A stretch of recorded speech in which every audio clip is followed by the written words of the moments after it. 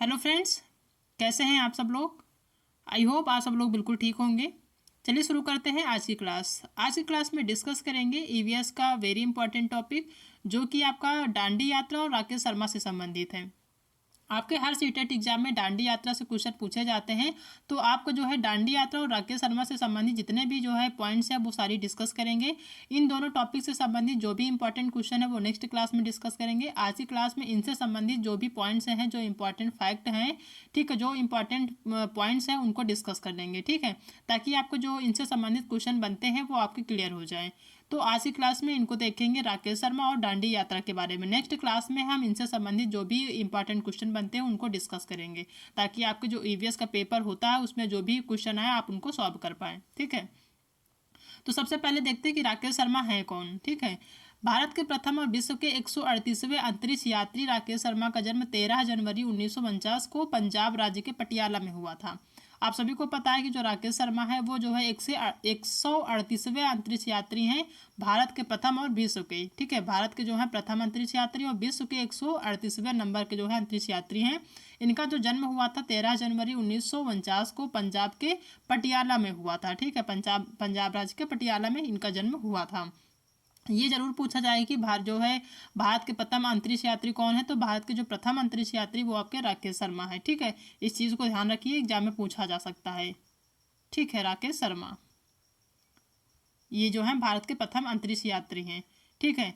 अब बात करें कि ये जो है 3 अप्रैल 1984 को सोवियत संघ के अंतरिक्ष यान सोयूज T11 से अंतरिक्ष के लिए रवाना हुए थे। 7 दिन 21 घंटे 40 मिनट स्पेस स्टेशन सल्यूट 7 में बिताया और उत्तरी भारत की फोटोग्राफी करने के बाद वह भारत या फिर धरती पर लौट आए थे।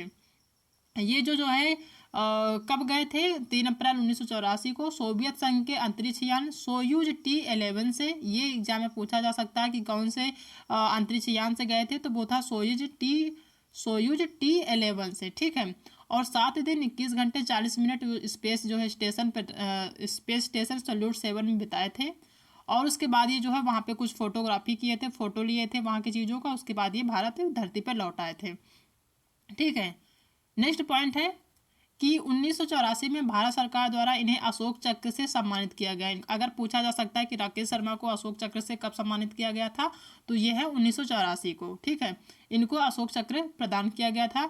इन्होंने सोवियत रूस के यूरी गागरिन केंद्र में अंतरिक्ष यात्री का प्रशिक्षण प्राप्त किया था। कहाँ पे प्राप्त किया था? यूरी गागरिन केंद्र में, ठीक है। यहाँ पे इन्होंने जो है अंतरिक्ष यात्री का प्रशिक्षण प्राप्त किया था।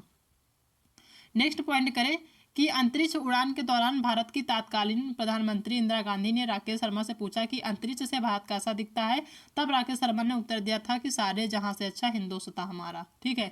जब ये जो है वहां पे अंतरिक्ष में उड़ान के तौर पे गए थे, यानी उड़ान जब उन्होंने लिया था, ठीक है, उस समय जो प्रधानमंत्री थी वो इंदिरा गांधी थी, ठीक है। उन्होंने राकेश शर्मा जी से पूछा था कि जो है भारत जो अंतरिक्ष से भारत जो हमारा देश है वो कैसा दिख रहा है।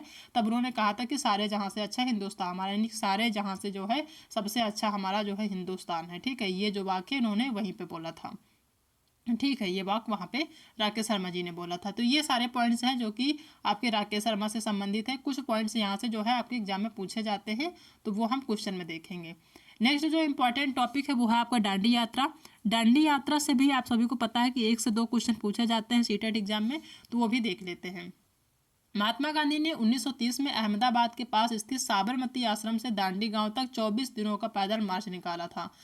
किसने? महात्मा गांधी ने। कब? 1930 में अहमदाबाद के पास स्थित साबरमती आश्रम से दांडी गांव तक, ठीक है। कहाँ से कहाँ तक? तो ये पूछा जा सकता है कि महात्मा गांधी ने जो दांडी यात्रा की थी कहाँ से कहाँ तक किया था, तो साबरमती आश्रम से दांडी गांव, दांडी जो है एक गांव है, वहां तक जो है इन्होंने पैदल मार्च निकाला था, वो भी 24 दिनों का। कितने दिनों का? 24 दिनों का पैदल मार्च, यानी पैदल गए थे, ठीक है। इसे दांडी मार्च, अब इसको जो है कई नाम से जाना जाता है। दांडी मार्च के भी नाम से जानते हैं, नमक मार्च से, एवं दांडी सत्याग्रह के नाम से भी जाना जाता है। इस चीज़ को ध्यान रखिए, एग्जाम में पूछा जा सकता है नमक मार्च या फिर दांडी सत्याग्रह या फिर दांडी मार्च, तो आपका पूछा ही जाता है। तो कई तरीके से पूछा जा सकता है, तो इस चीज़ को ध्यान रखिए। इसको दांडी मार्च, नमक मार्च या फिर दांडी सत्याग्रह के नाम से भी जाना जाता है। 1930 में महात्मा गांधी के द्वारा अंग्रेज सरकार के नमक के ऊपर कर लगाने के कानून के विरुद्ध किया गया ये आंदोलन था। 1930 में महात्मा गांधी ने इसको जो है क्यों ये आंदोलन जो था ये क्यों किया था, ये इसलिए किए थे कि जो अंग्रेज सरकार थे उन्होंने नमक के ऊपर कर लगा दिया था। ठीक है, तो इसी का गया था कर लगाने का, इसका उन्होंने विरोध किया था महात्मा गांधी ने, उसी विरोध के लिए जो है इन्होंने आंदोलन किया था। ठीक है, तो ये चीज़ क्लियर हो गई होगी। नेक्स्ट है कि सन 1930 में अंग्रेजों ने भारत के आम लोगों को नमक बनाने पर पाबंदी लगा दी थी, कर भी लगाया था, साथ ही इन्होंने जो है यानी कि जो अंग्रेज थे वो भारत के लोगों पर ये पाबंदी लगा दी थी कि जो भारतीय हैं, जो भारत के लोग हैं वो नमक नहीं बना सकते, वो उनको नमक नहीं बनाना है यहाँ पे। ठीक है, जिस कारण से गांधी जी ने दांडी यात्रा शुरू की थी, जिसकी वजह से गांधी जी ने जब देखा कि यहाँ पे नमक पे जो है कर भी लगा दिए हैं, साथ ही वो पाबंदी भी लगा दी है कि जो भारतीय हैं वो नमक नहीं बना सकते हैं, तो फिर उन्होंने क्या किया था, दांडी यात्रा किया था। कहाँ से? साबरमती आश्रम से दांडी गांव तक। ठीक है, नेक्स्ट पॉइंट है कि उन्होंने लोगों के साथ मिलकर अहमदाबाद से दांडी के समुद्र तट तक एक लंबी यात्रा की और इस गलत कानून को तोड़ा था। ठीक है, अहमदाबाद से दांडी जो गांव है उसके समुद्र तट से एक लंबी मतलब अहमदाबाद से लेके दांडी के जो समुद्र तट है वहां तक उन्होंने एक लंबी यात्रा की थी और जो गलत कानून बनाया था अंग्रेजों ने, इसको जो है तोड़ने की कोशिश करी थी। ठीक है, गांधी जी का कहना था कि जो चीज़ें हमें कुदरत ने दी उसे बनाने में बंदिशें कैसी। गांधी जी कहते थे कि जो चीज़ें यानी जो नमक है उसको कुदरत ने दी है, तो उसमें हम जो ये अंग्रेज बंदिशें लगा रहे हैं क्यों लगा रहे हैं। ठीक है, उनका ये कहना था कि जो प्राकृतिक है उसमें बंदिशें कैसी। ठीक है, तो ये पॉइंट पूछा जा सकता है कि जो चीज़ें हमें कुदरत ने दी है उसे बनाने में बंदिशें कैसी, किसका कथन है, तो ये महात्मा गांधी जी का कथन है। ठीक है, तो ये दांडी के सारे पॉइंट्स हैं दांडी यात्रा के। इसमें से 1 से 2 क्वेश्चन पूछे जाते हैं। ये पूछा जाता है कि इन्होंने जो दांडी यात्रा की थी कहाँ से कहाँ तक करी थी, तो ये जो है अहमदाबाद के पास जो साबरमती आश्रम से दांडी गांव तक करी थी। ठीक है, कब की थी? 1930 में करी थी। ठीक है, तो ये एग्जाम में पूछा जा सकता है, इसको ध्यान देंगे आप, और ये पूछा भी गया है कई बार। ठीक है, बस एक ही 2 पॉइंट पूछे जाते हैं, तो इसको ध्यान दीजिएगा। इससे रिलेटेड जो भी क्वेश्चन बनते हैं वो हम कल की क्लास में डिस्कस करेंगे, तो सारी चीज़ें आपकी क्लियर हो जाएगी। ठीक है, आई होप कि आप सबको आज की क्लास पसंद आई होगी। क्लास पसंद आई तो वीडियो को लाइक करिएगा, अपने दोस्तों में शेयर करिएगा।